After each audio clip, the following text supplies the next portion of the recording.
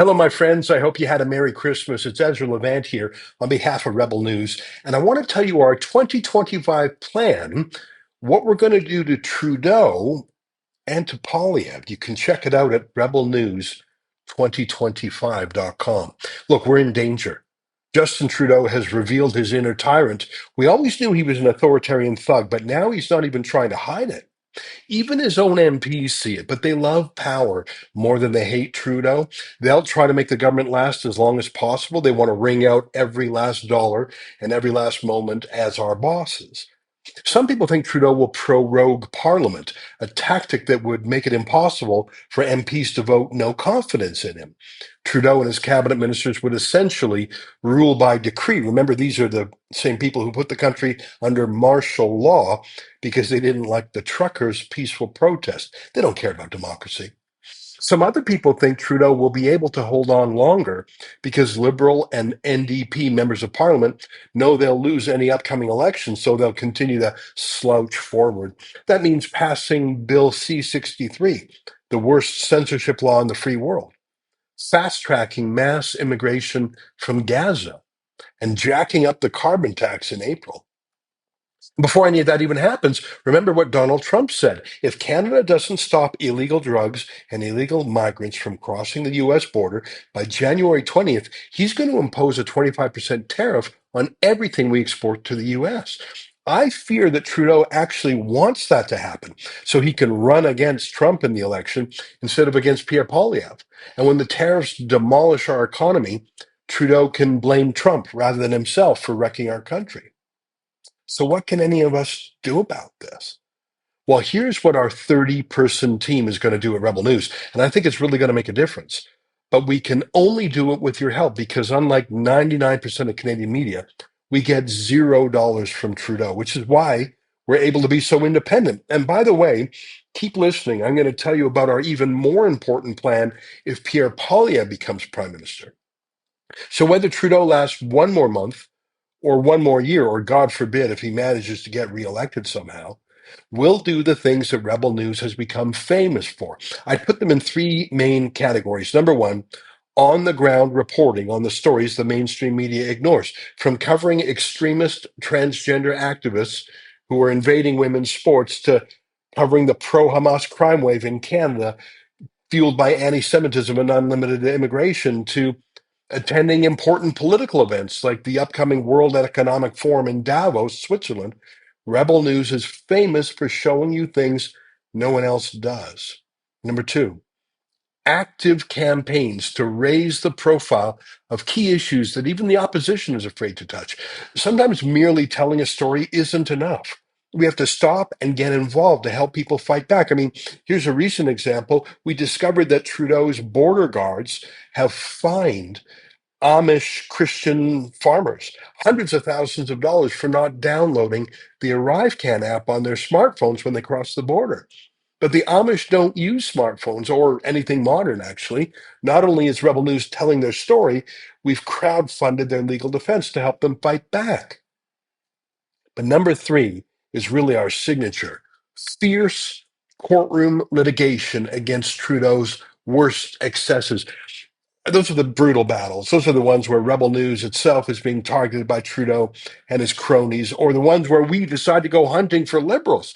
The very first week of 2024 saw our reporter David Menzies get arrested and assaulted by Chrystia Freeland's RCMP bodyguards just for asking her a question.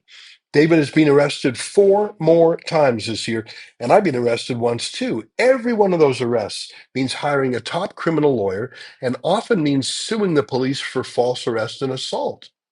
We also go on the offensive. We currently have 7 lawsuits against Trudeau's government.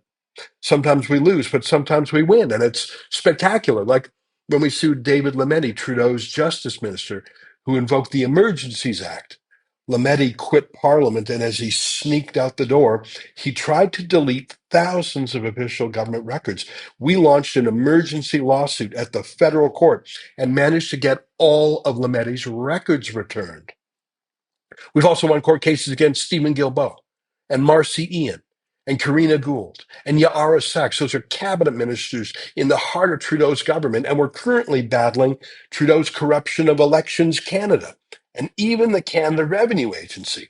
No one else fights Trudeau like we do, which is why he hates us so much. And I promise you, as God is my witness, that we will fight Trudeau until he and his cronies are driven from power. But more and more, I get asked this question: what will Rebel News do if Pierre Poilievre becomes prime minister? Every opinion poll suggests that Poilievre's Conservative Party is poised to win a majority government if Canadians are ever allowed to go to the polls. And though Poilievre is still shy about certain key issues like mass immigration and transgenderism in sports, he's the strongest Conservative leader since Stephen Harper. We love his pledge to scrap the carbon tax, to defund the CBC state broadcaster, and to crack down on crime. But the moment Poilievre is elected, he will face powerful reasons why he can't do what he promised he would do. For one thing, the Liberal Senate, stacked by Trudeau. In our system, those senators can kill any bill they want, and they're appointed until age 75. Then there are the courts, packed with left-wing extremists after 9 years of Trudeau's judicial appointments. And then there's the deep state, the permanent bureaucrats who actually run the government and who are not replaced in any election. They're not only ideologically opposed to conservative ideas, they have a personal stake in big, politically correct government. Then there's the regime media, not just the squawking CBC that's facing a life or death moment, but also the so-called private sector media that's massively subsidized by Trudeau. Given all that, don't you think our role becomes even more important if Poilievre is government? To do two things. Number one, act as a counterweight to the rest of the media and hold Poilievre accountable from the right. I mean, every other force in society will be telling him to dial it back, to water things down, that he never really meant it, that his ideas are impossible. Just think of how nuts the CBC will go starting election night. We need to be the counterweight to all of these pressure groups so that Poilievre can keep his promises. And number two, we've got to smack down the inevitable smears and gotcha journalism that the hacks of the regime media will unleash to attack Poilievre. Journalists who for 9 years haven't criticized a single word from Trudeau will suddenly reinvent themselves as hard-nosed investigative journalists going after Poilievre. And that's fine, by the way, except that many of them will just be smearers and defamers attacking Poilievre and his cabinet and even his wife with made-up or trumped-up attacks. One of our important jobs will be dismantling those bad faith criticisms, which will come like a hurricane. So there you have it. Our Rebel News plan for 2025. Fight like hell against Trudeau through journalism, activism, and even in the courts. And if Poilievre wins, remaining independent, demanding that Poilievre keep his promises, and smacking down the smear machine of the dying regime. Do you agree with my plan? We've got the ideas.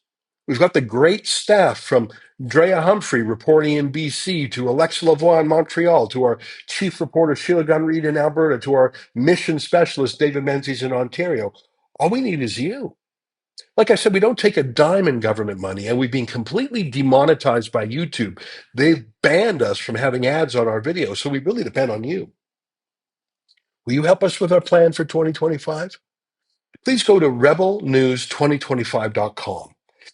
For every gift of $100 or more, we'll put your name on a brick on the wall of Rebel News headquarters, a permanent remembrance of your support for us. And any gift of $250 or more, you'll get the brick, and I'll also send you a hand-signed copy of my new book, Trudeau's Secret Plan, What He'll Do to Us If He Wins Again.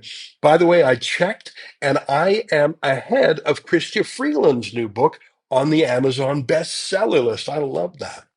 Anyways, whatever you can give, please do. Look, unlike the CBC, we don't have $1.5 billion of tax money shoveled at us, and it shows. Thanks. Look, I'm really excited about 2025. I think we'll finally get rid of Trudeau, but I'm also very worried about what he'll do to us in the meantime. Only Rebel News has the three-point plan: original, on-the-ground video journalism, public campaigns that matter, and fierce litigation against Trudeau and his cronies in court. So please go to rebelnews news2025.com to help us implement the plan. If Pierre Poilievre wins, our mission becomes even more important. Every force in Canada will try to make Poilievre abandon his principles. Only independent media like us, who take no money from either Trudeau or Poilievre, have the ability to hold Poilievre to account from the right. Thanks very much, and Happy New Year to all of us.